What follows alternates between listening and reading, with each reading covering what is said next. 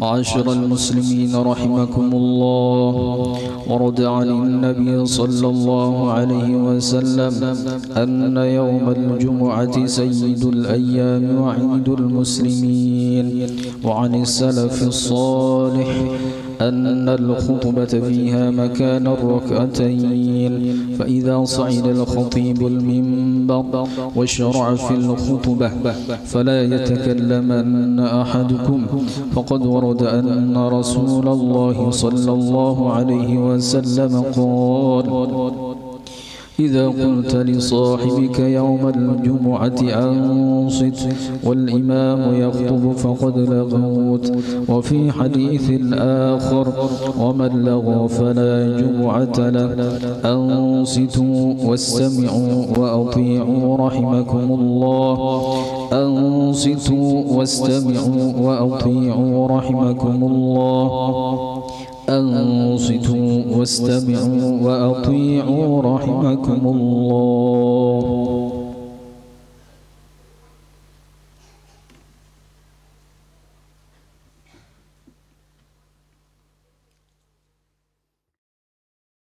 Innal hamdalillah nahmaduhu wa nasta'inuhu wa nastaghfiruh wa na'udzu billahi min syururi anfusina wa min sayyiati a'malina.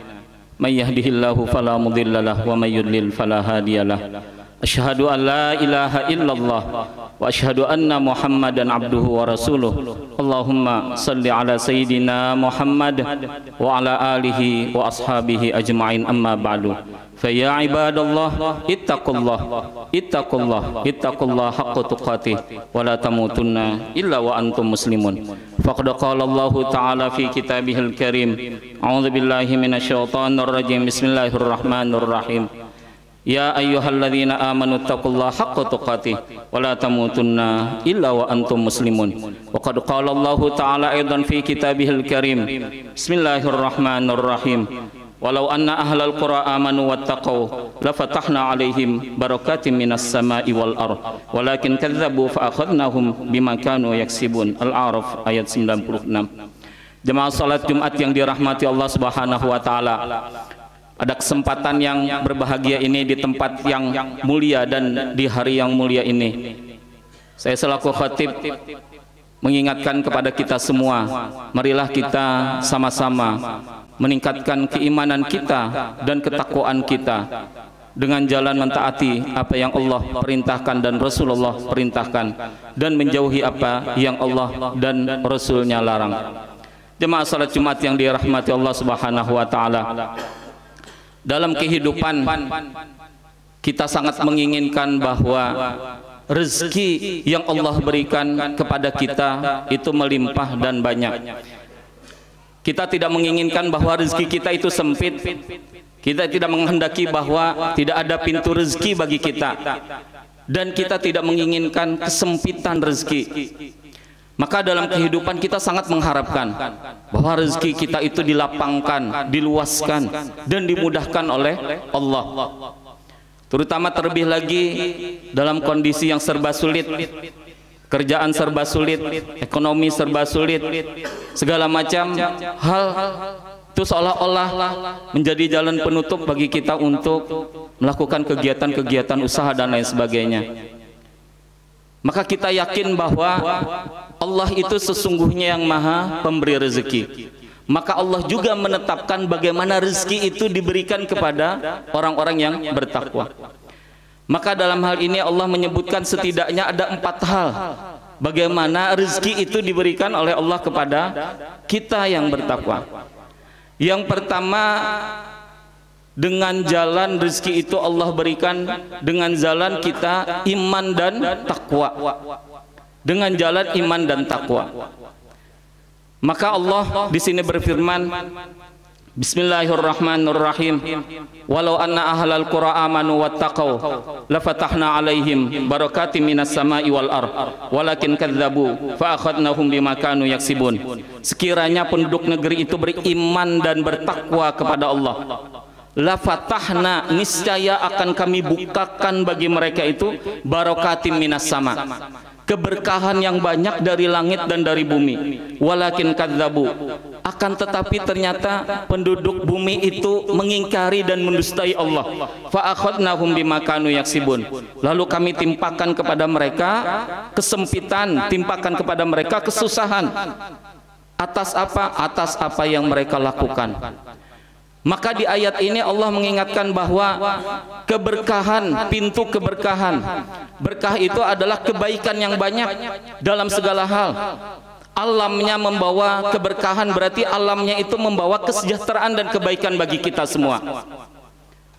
Perdagangannya membawa keberkahan, berarti perdagangan itu membawa kebaikan bagi kita semua. Apa yang kita miliki itu memberi berkah, berarti memiliki apa yang kebaikan yang kita dapatkan. Maka berkah itu adalah setiap kebaikan yang kita rasakan dari rezeki, maka itu adalah keberkahan.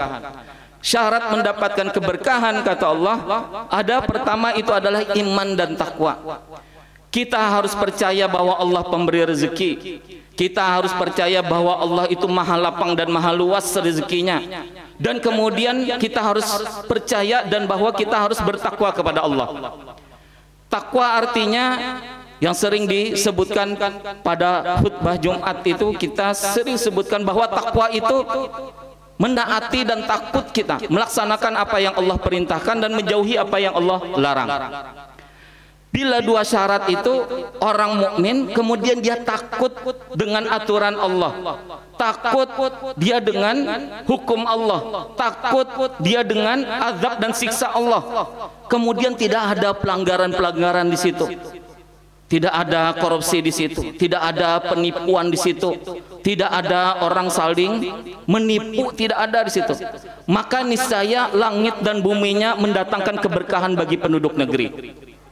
Akan tetapi sebaliknya, bila penduduk negeri itu saling mendustakan, bila penduduk negeri itu saling menipu, bila penduduk negeri itu saling mengganjal, bila penduduk negeri itu saling meruntuhkan, menghancurkan, maka di situ akan hilang berkahnya.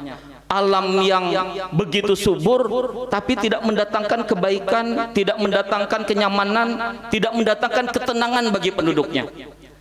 Ini bagi penduduk satu negeri, dan begitu juga bagi kita secara individu. Bila rezeki kita ingin itu dilapangkan, maka iman kita harus berkuat, ketakwaan kita kepada Allah harus kita bangun. Nah, ini syarat yang pertama. Kemudian yang kedua, kata Allah, maka perbanyaklah istighfar, karena dosa itu dapat mempersempit rezeki. Dosa yang kita lakukan itu dapat menghambat rezeki yang datang kepada kita.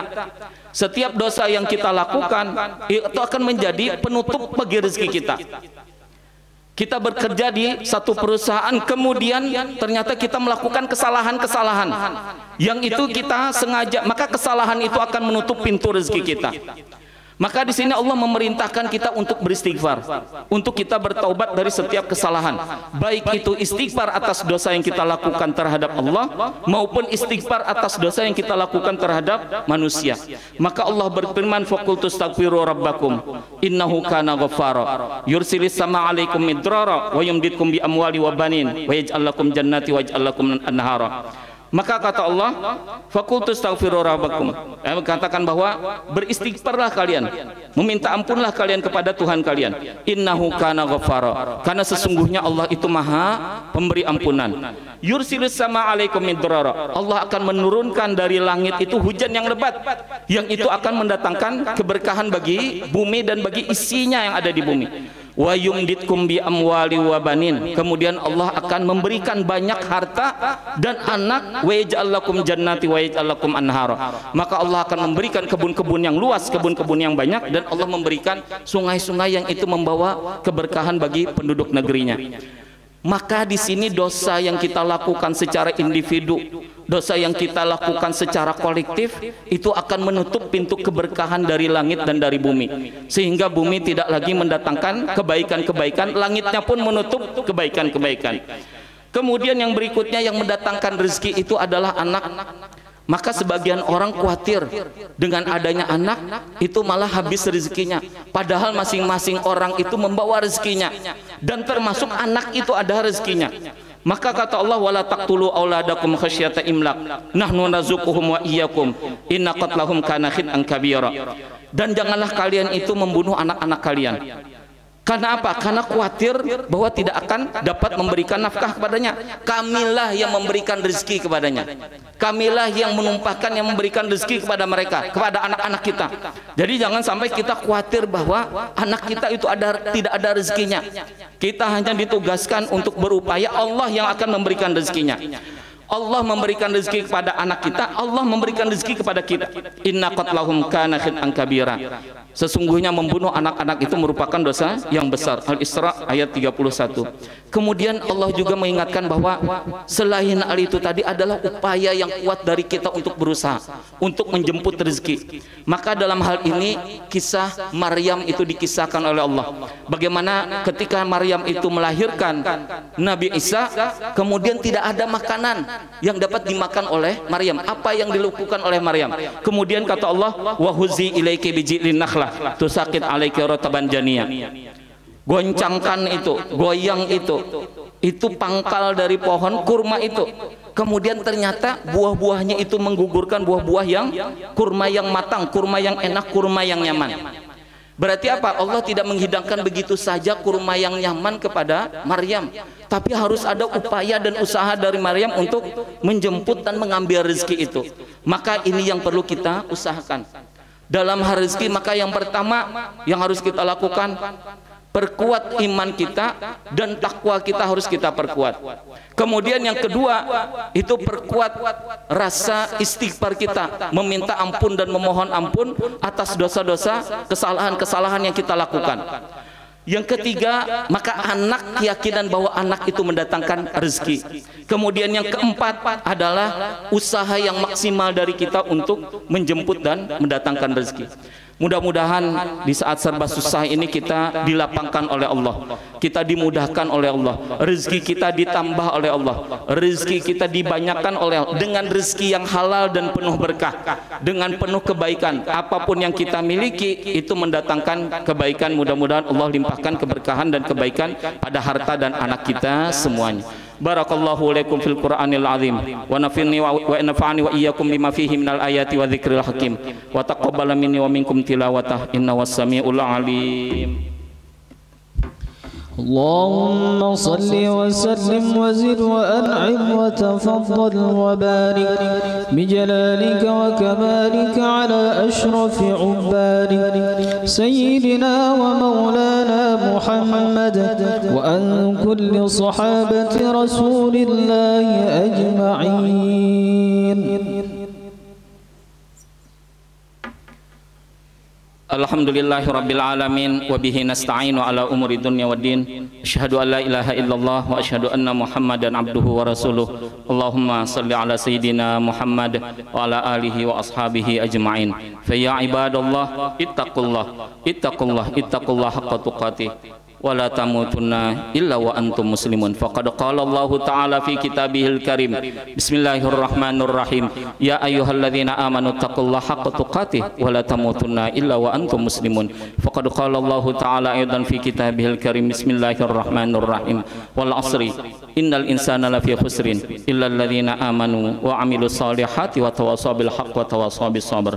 Faya ibadallah innallaha amarakum amran bada'a fihi binafsi wa thana bi malaikatil musabbihati bi qudsi faqala ta'ala innallaha wa malaikatahu yusalluna 'alan nabi ya ayyuhalladzina amanu sallu 'alaihi wa sallimu taslima. Allahumma salli 'ala sayyidina Muhammad wa 'ala ali sayyidina Muhammad kama sallaita 'ala sayyidina Ibrahim wa 'ala ali sayyidina Ibrahim wa barik 'ala sayyidina Muhammad kama barakta 'ala sayyidina Muhammad wa 'ala ali sayyidina Muhammad kama barakta 'ala sayyidina Ibrahim wa 'ala Ibrahim fil alamina innaka hamidum majid.